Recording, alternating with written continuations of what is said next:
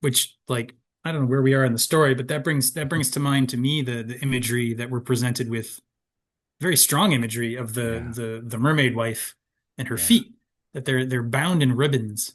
And I always think of mermaids as, they've got the fishtail, the Disney mermaid, Yeah. just it's, the hips and the fishtail. Yeah. Um, but here it seems to imply that although they are mermaids, they've got feet, but they're all wrapped up in ribbons. So Mm. they're sort of there's this like ribbon.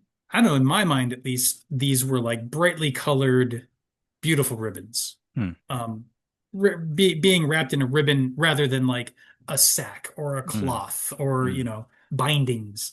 Mm. Something about calling it a ribbon implies this sort of mask of beauty. This sort of like, oh, Mm. it's a pretty covering.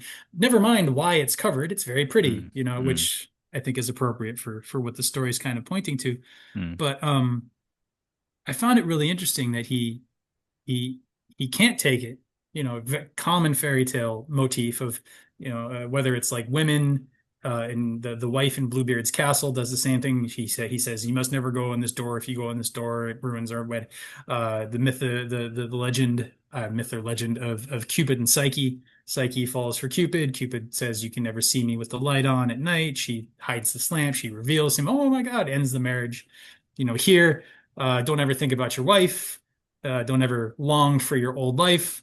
And we sort of have that enacted through the symbology of the what's up with these feet? I don't get these. Why are they wrapped in ribbons? I gotta know. I gotta know the truth. I gotta know what's behind the covering. I gotta know. It looks pretty, but like what's really going on there? Mm. And he unwraps it and he finds, wow, these creatures aren't human. Like I'm in love with some sort of I'm assuming because he reacts negatively, quite negatively to, oh my God, may my child finally be born with human feet, is his response. And I think um there's this sense of like, for me, there's this sense of feet being like the truest thing. Like they're the thing that contacts the earth. They're the part of us that is like Mm. most grounded and real. Mm. And so these creatures, like their feet, they're the place where they connect to their world, their physical world. Those feet they are made for water. They are like a duck's. They are webbed. They have claws.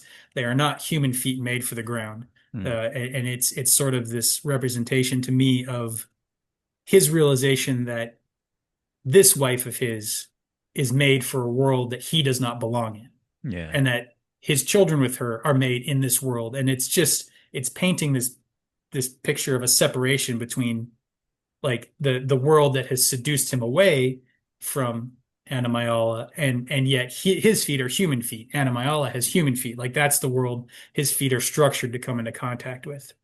And then he prays for his last child to be born human, to be born in his world, and his prayers come true. Maybe he's got some shamanic powers, maybe he's got, some sort of a connection there, but his Mm. prayers come true.